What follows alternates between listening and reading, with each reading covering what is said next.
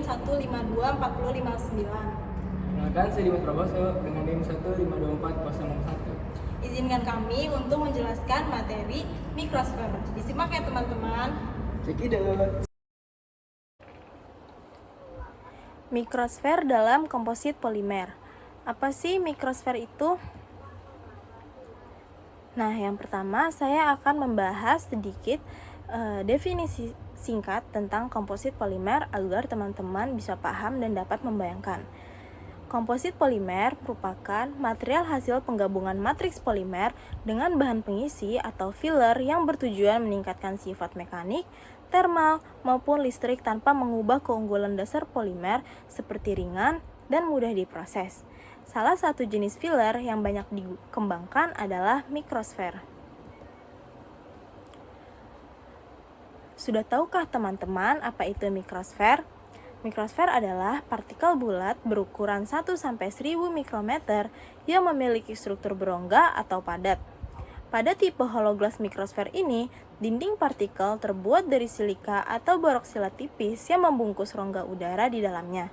Penggunaan hologlas mikrosfer atau HGM pada matriks epoksi resin berbasis disiklopentadian fenol mampu menghasilkan material dengan densitas rendah, konduktivitas termal kecil, serta konstanta dielektrik rendah yang sangat bermanfaat untuk aplikasi elektronik dan isolasi termal.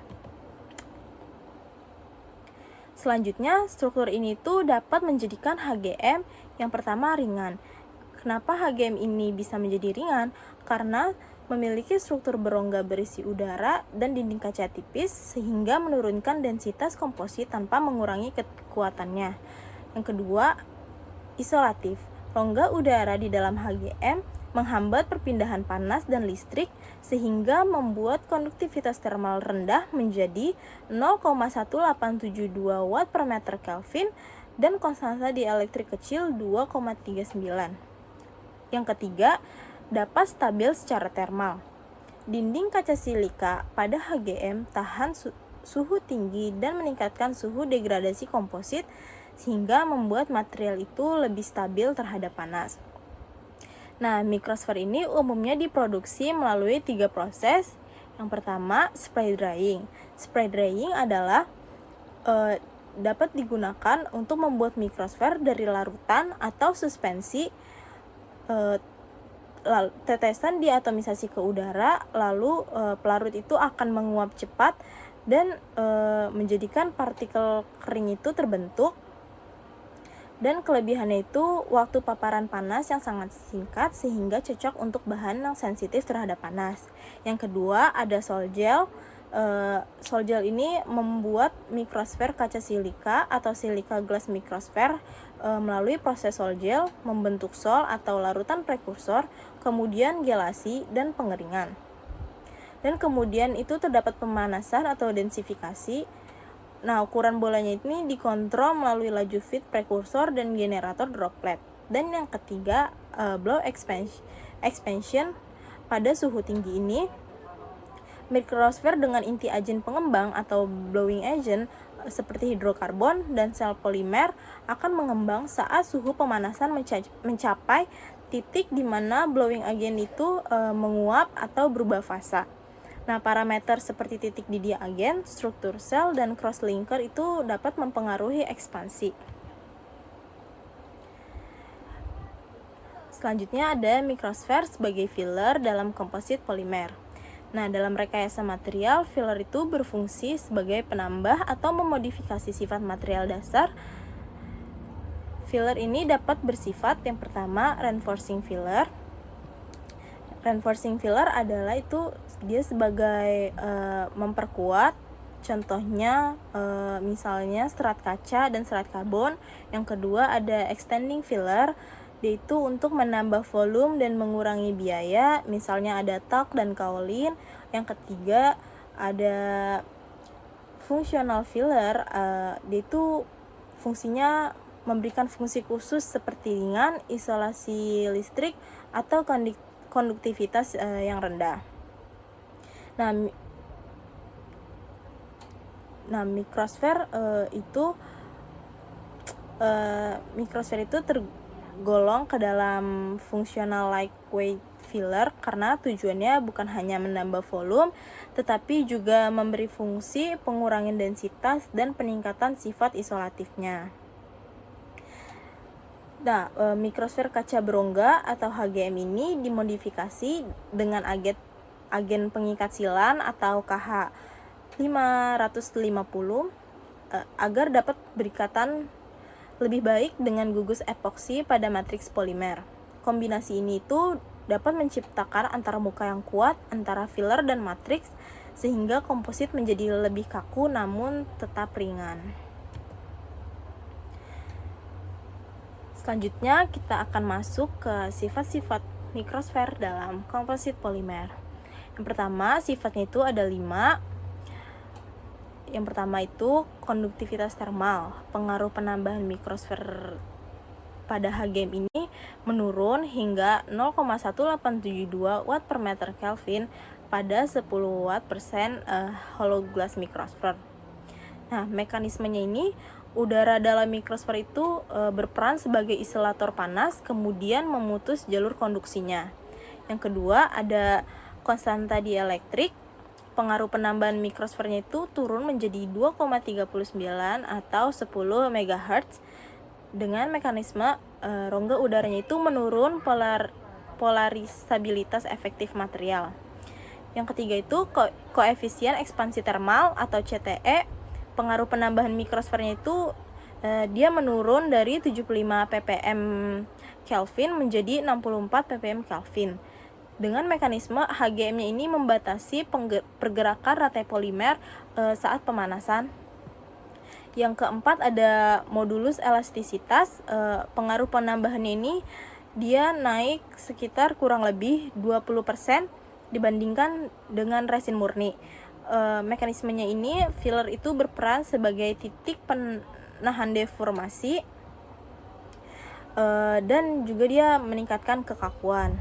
Yang kelima, yang terakhir itu sifatnya temperatur transisi kaca atau TG. Pengaruh penambahan mikrosfernya ini dia suhunya hampir konstan sekitar 169 sampai 172 derajat Celcius. Nah, mekanismenya itu interaksi filler dan matriksnya itu menstabilkan mobilitas rantai polimer. Nah, selanjutnya ada kelebihan mikrosfer. Yang pertama, kelebihan mikrosfer itu ada 4. Yang pertama, komposit menunjukkan performa terbaik pada 10 watt persen HGM dengan keseimbangan sifat termal, dielektrik, dan mekanik. Yang kedua, nilai dielektriknya yang sangat rendah 2,39 atau 10 MHz dan rugi dielektrik rendah 0,018 cocok untuk aplikasi pada elektronik. Yang ketiga, penurunan CTE-nya itu hingga 25,1% dibandingkan matriks, menambah stabilitas termal. Dan yang keempat, modulusnya itu meningkat 20% sehingga material itu menjadi lebih kaku. Oke. Apa aja sih kekurangan dari mikrosfer? Yang pertama itu temperatur gelas lebih relatif stabil. Penambahan HGM tidak memberikan perubahan drastis, menunjukkan bahwa aspek termomekanik polimer tetap dominan. Yang kedua, pertumbuhan modulus melambat pada HGM tinggi. Karena viskositas tinggi, maka cacat muncul seperti pori udara atau retakan sehingga menghambat optimasi sifat mekanik. Yang ketiga,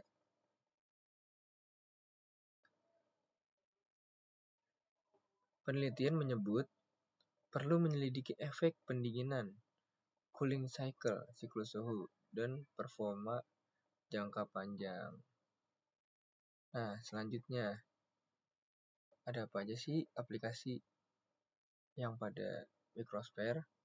Yang pertama, aplikasi pada elektronik substrate, yaitu mengembangkan komposit DCPD epoksi plus KH550 modif HGM. karena memenuhi kebutuhan material elektronik modern. Konstanta dielektrik rendah, rugi dielektrik kecil, serta stabilitas termal.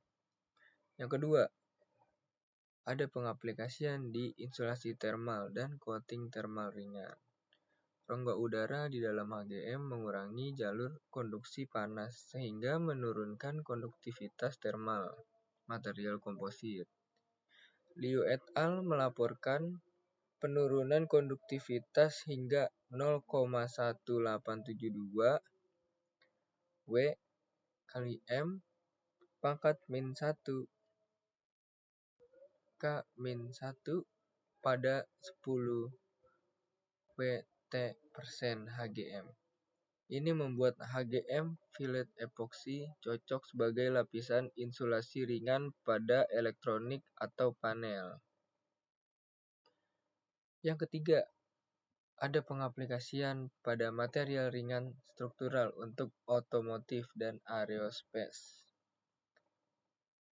Menurunkan massa komponen, panel interior, komponen non-struktural, penambahan kekakuan, kenaikan modulus, dan menurunkan CTE, membantu stabilitas dimensi pada siklus suhu kendaraan atau pesawat. Banyak paper eksperimen HGM polimer melaporkan penurunan densitas dengan trade-off mekanik jika filler berlebih. Yang keempat, ada pengaplikasian coating pen dan pelapis fungsional. Contohnya HGM dan termoplastik. Microsphere digunakan untuk cat atau coating untuk yang pertama, menurunkan densitas lapisan.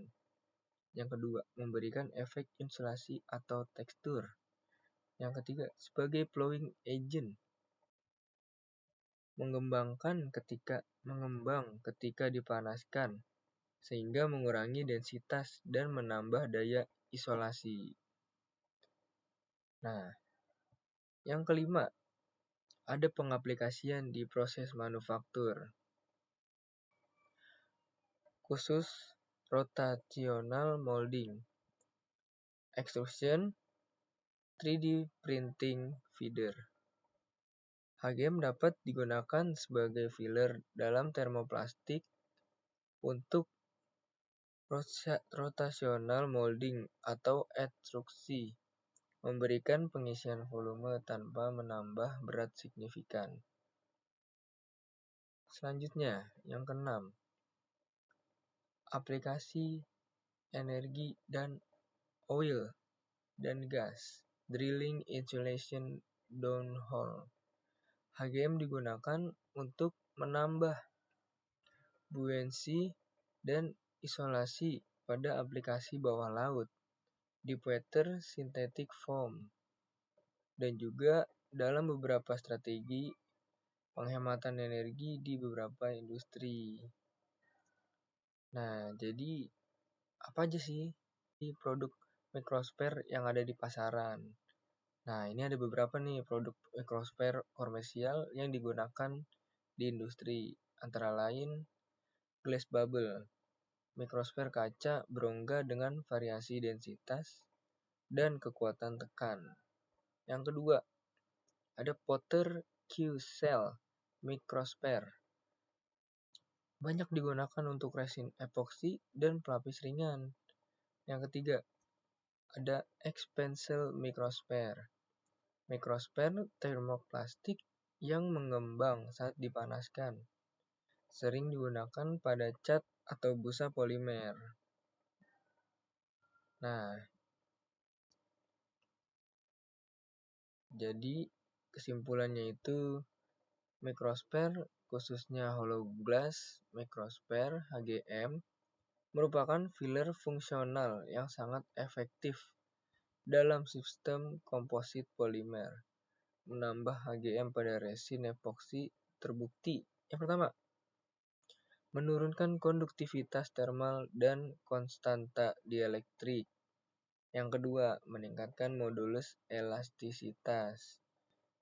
Yang ketiga, menurunkan ekspansi termal. Yang keempat, menjaga kestabilan termal.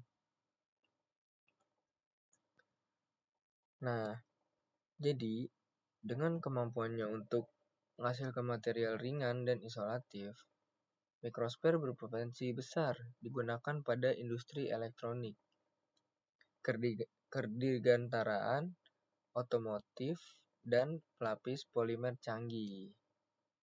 Nah, selanjutnya, ini ada beberapa